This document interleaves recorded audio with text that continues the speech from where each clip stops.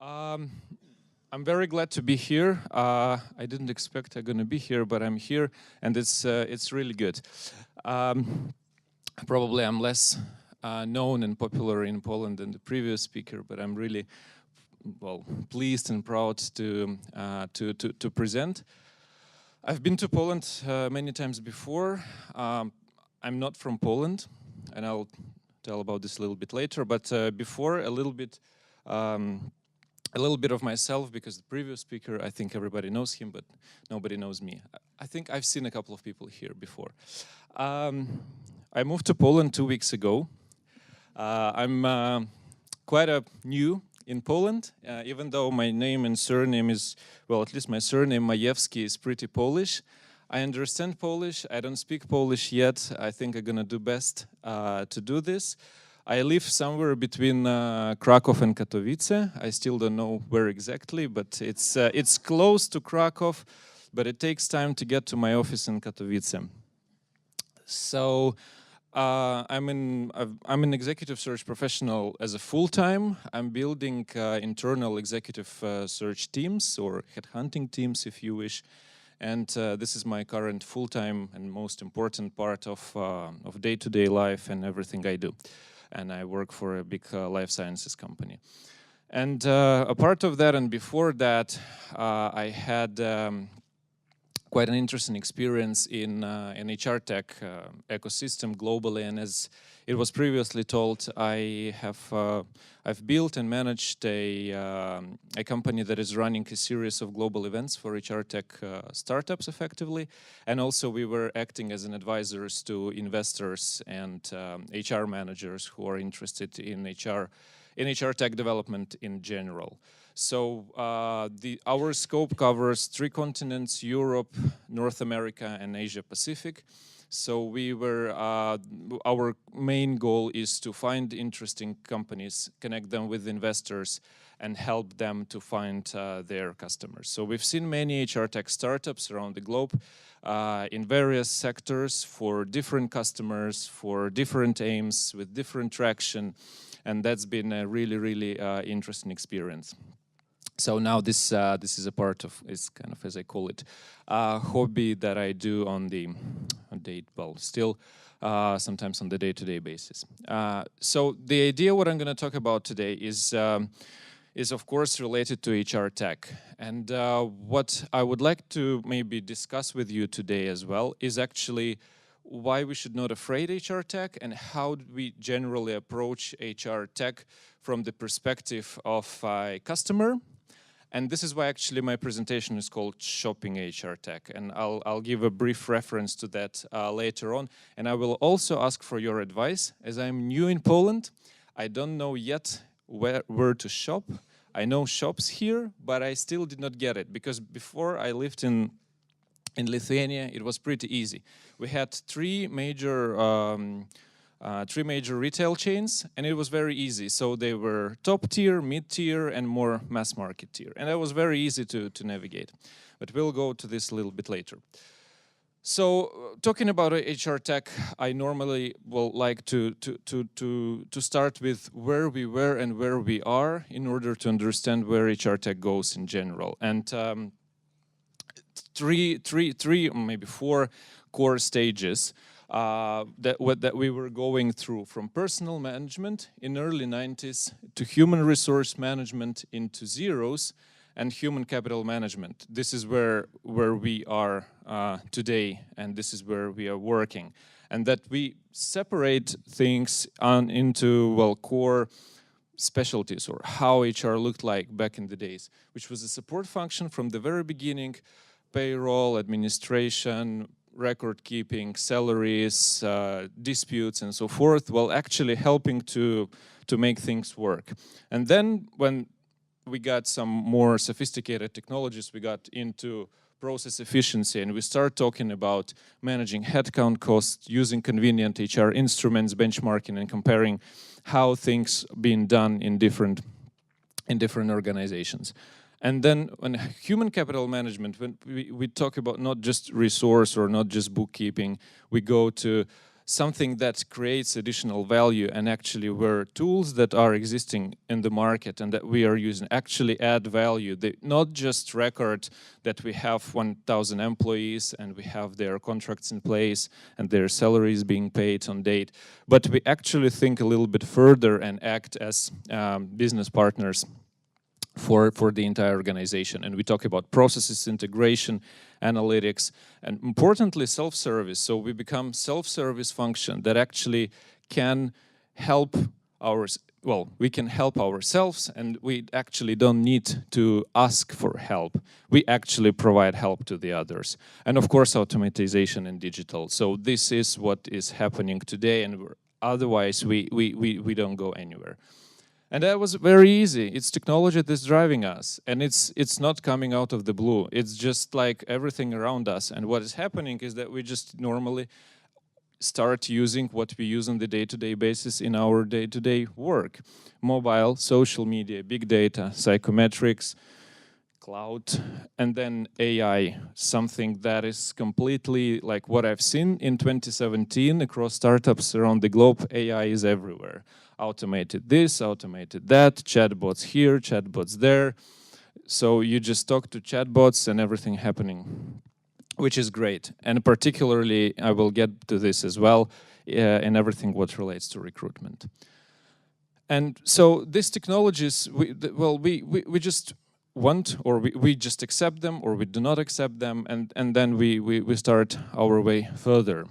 And this also reflects in evolution of HR, an evolution of HR technology in particular, which actually also reflects to what I said before in related to the evolution. I mean, in terms of the time.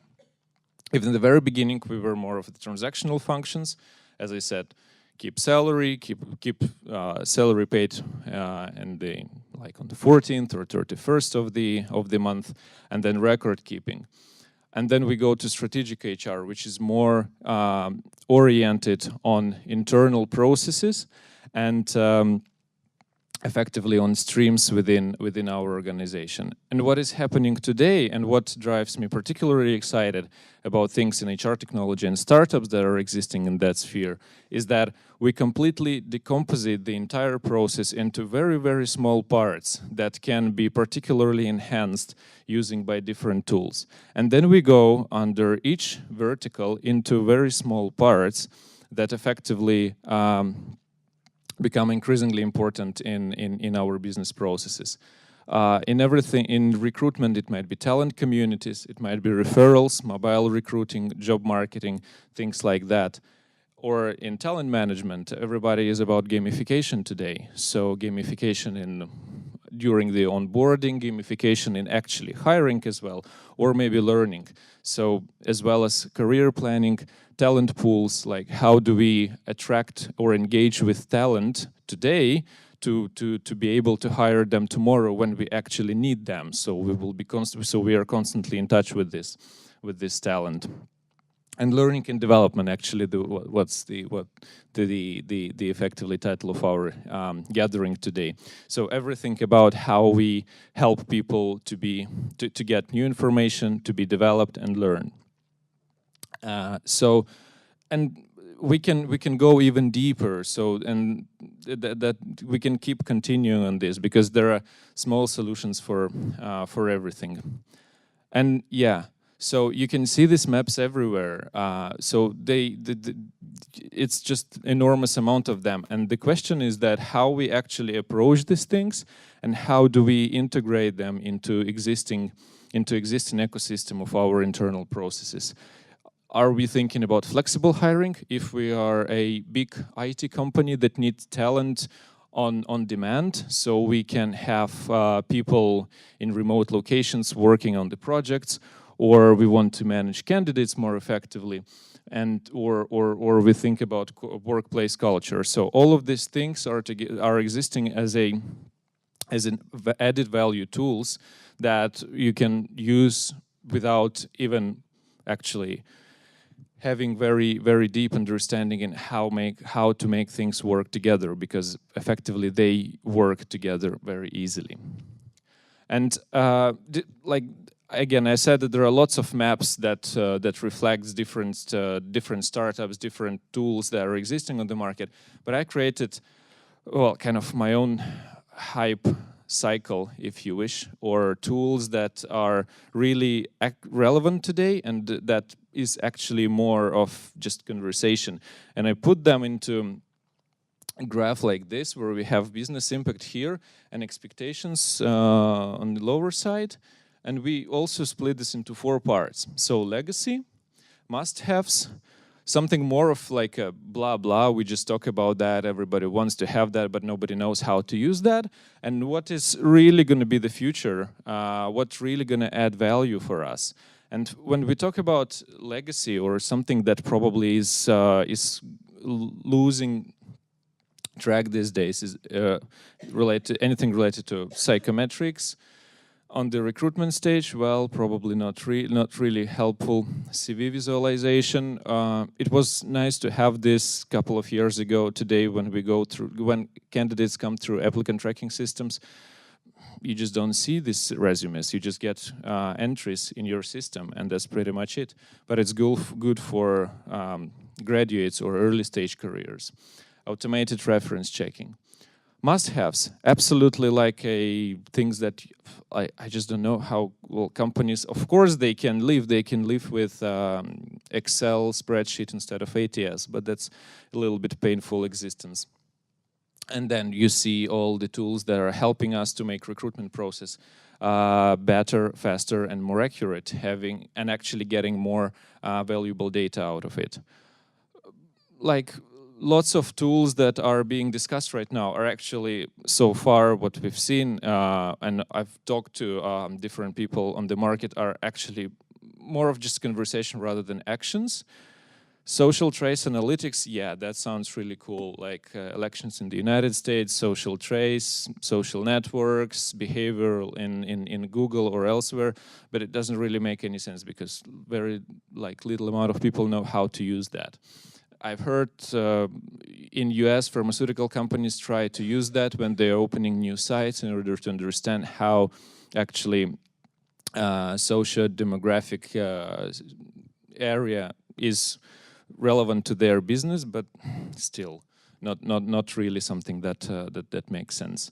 Uberization of recruitment, well, yeah, also it's good to have a pool of recruiters that might be available on demand, but still the process of delivering is questionable, and active result is I get Uber and in 5 minutes the car is here. In recruitment, it's not like that. And then definitely the future is on the talent communities. So how do you engage with your talent? It's the same. How do you engage with your customers? So you want them to know about your brand. You want them to know about opportunities, and you want to be in touch with them. When you need them, you get them, and you don't need Uberized recruitment because they will come to you when you need them. Social data aggregation, a must-have for sourcing, and it's already there. Still a little bit expensive, but it's coming, and it's ultimately helpful in anything related to recruitment. Channel analytics, how do you use Google, I don't know, branded landing pages and so forth in your recruitment process? That's also extremely helpful. So and of course, it's very individual. This relates to my experience. And then there is one little thing that I still don't know where to put it, and it's job boards. I put it everywhere because it's different for different businesses. One business cannot hire a single person with a job board. Some businesses cannot live without job boards. And this is ultimately still a thing that we just cannot get rid of it. I know Pratsu PL is a big company here, and they are doing pretty well. So, well, other job boards in other countries do not that pretty good. Well, because it's a different environment. So still, I would not say that job boards are dying, but there are of course lots of other alternatives to job boards.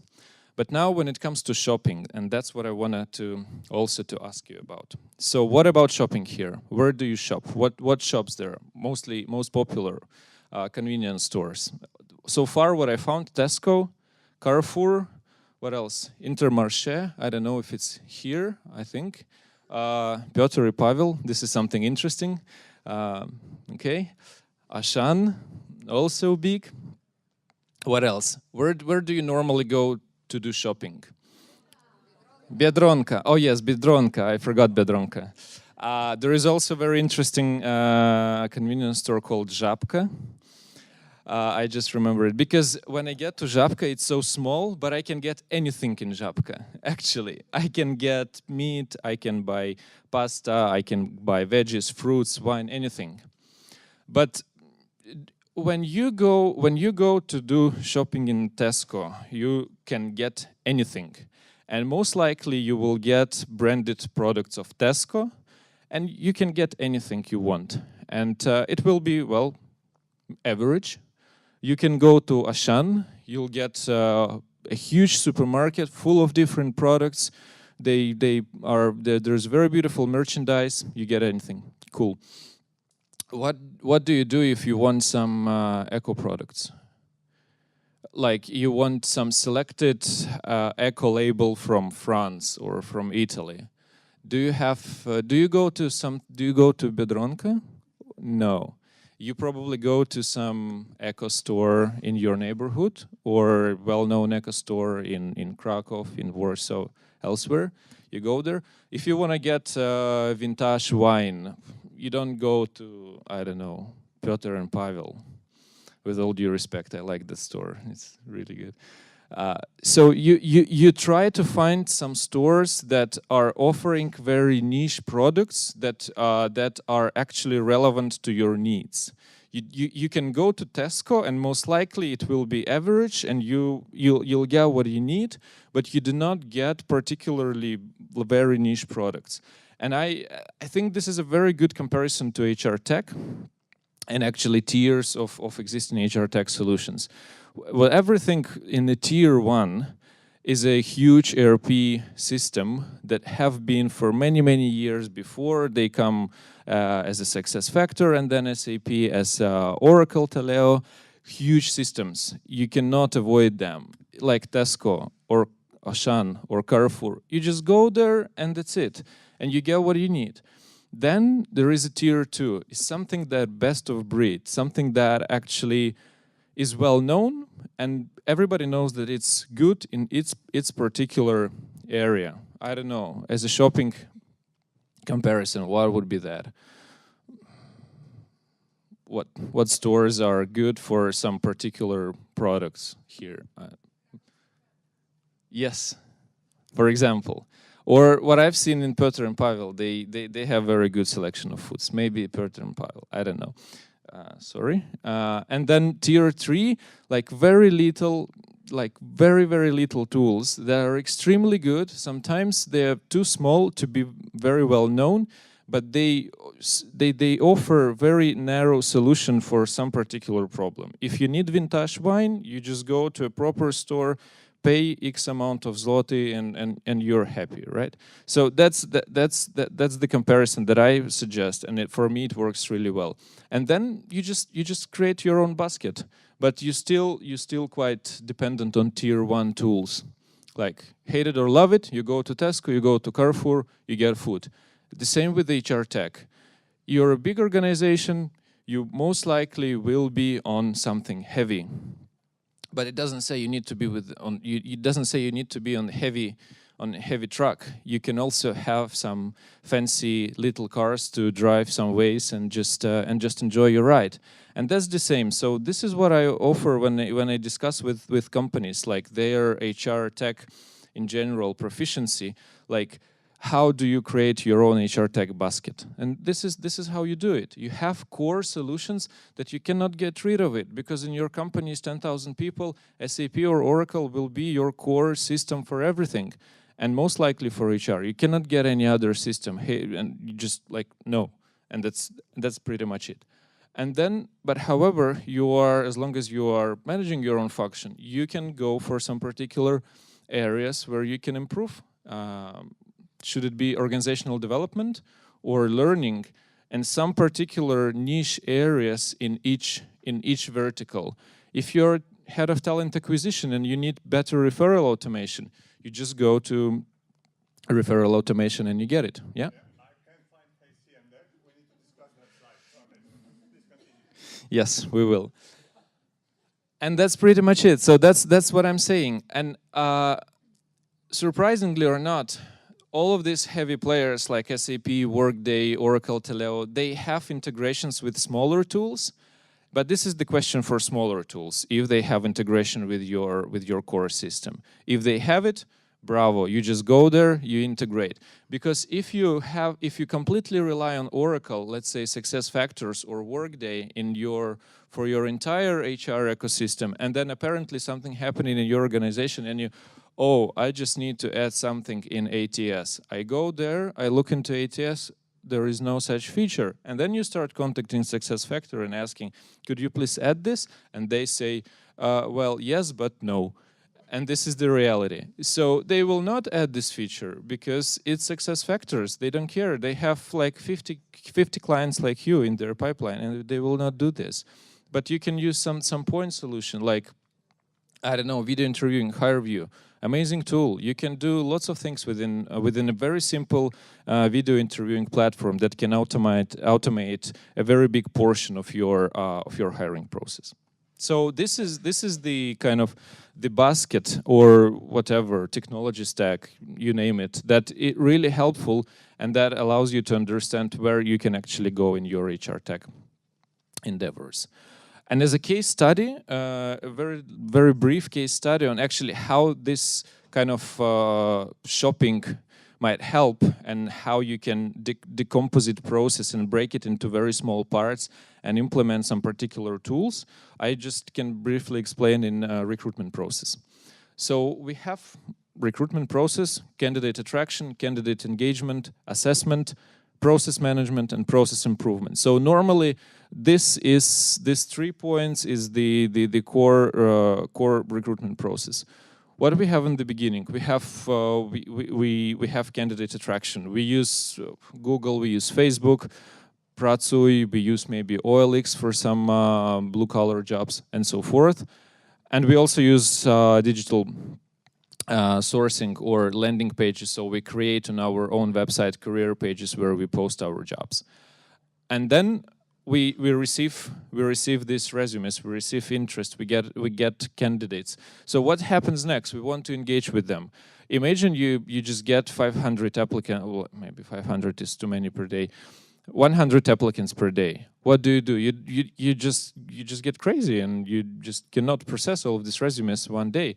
So what happens next? Yes, there is AI, chatbots that can actually start engaging with your candidates and can start screening your candidates right on the stage when they send resume, effectively in a matter of 5 minutes. It can be done through any messages, messengers, Facebook Messenger, Viber, WhatsApp, Telegram, anything.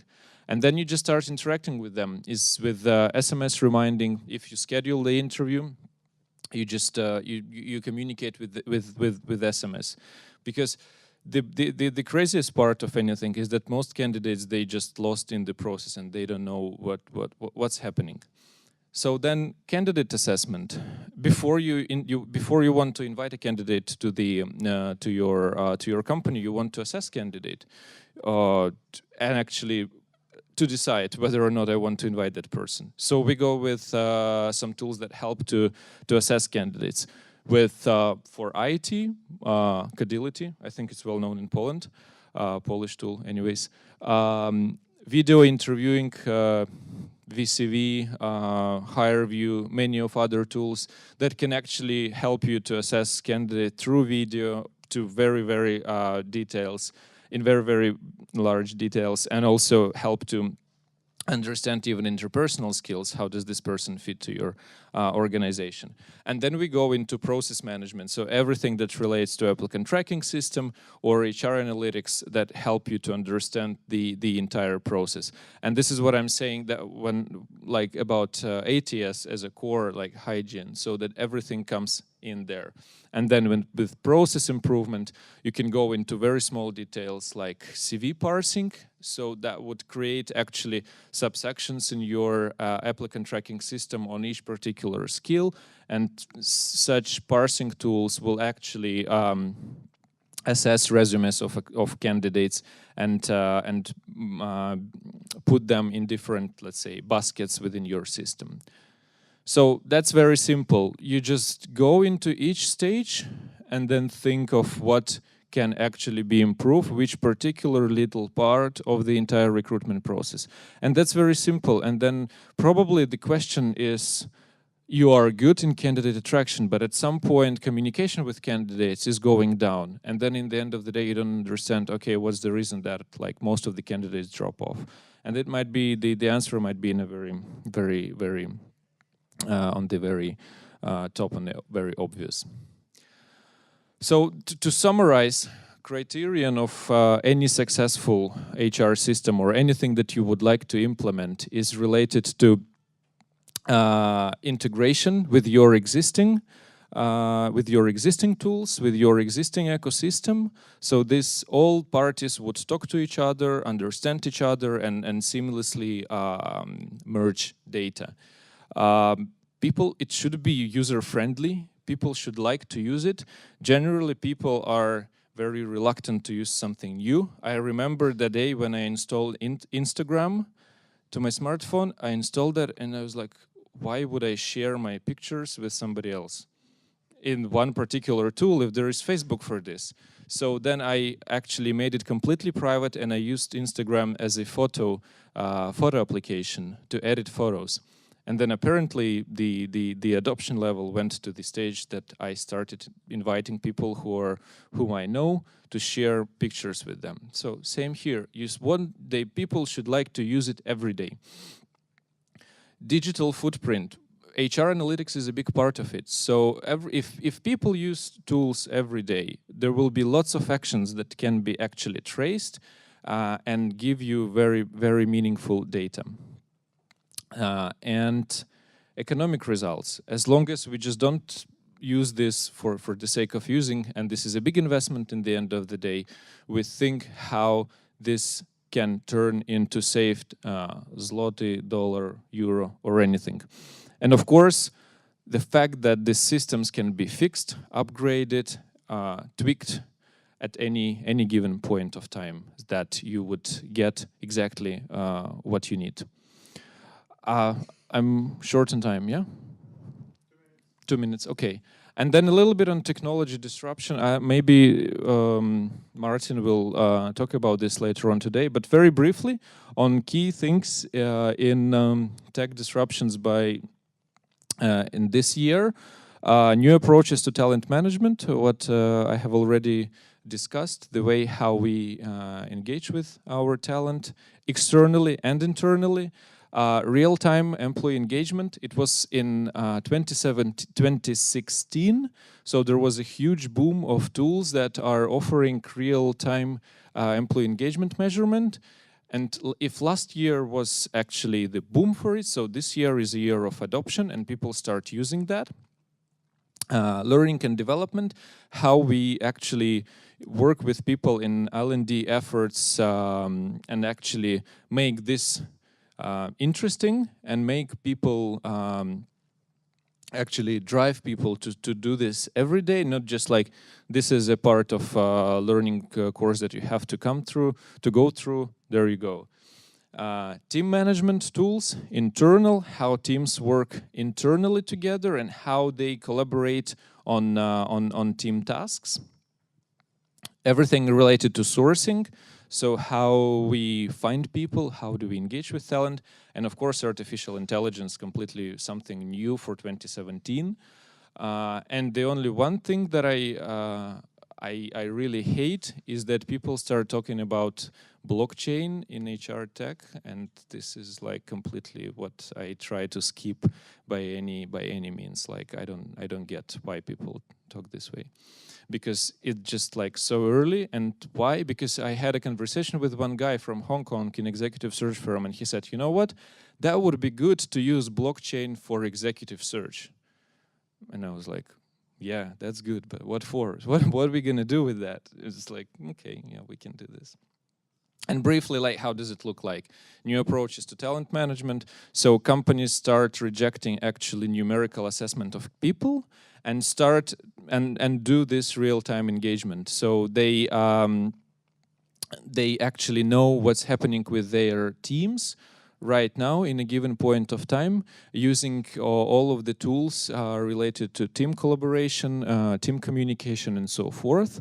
Like very brief example of how you can actually see engagement and team building within organization. There is an American tool that is assessing your communications within organization. So they code the communications within the company and then identify which units are most active and influential within the team. Very briefly, I see you're I need to finish. Everything related to learning and development, and further the kind of the segmentation of each part in learning. Team management tools, so help to work together helping teams to work together using effectively messengers, or providing real-time analytics on how teams work together, and of course bots. So anything related to HR matters. Ask how many days of holidays I have. Systems can provide this information, or help you in getting I don't know, a day off or anything like that. So yeah, it was very briefly. Thank you very much. I hope it was helpful. If any questions, I think, can we have 5 minutes or no? No, okay, no questions.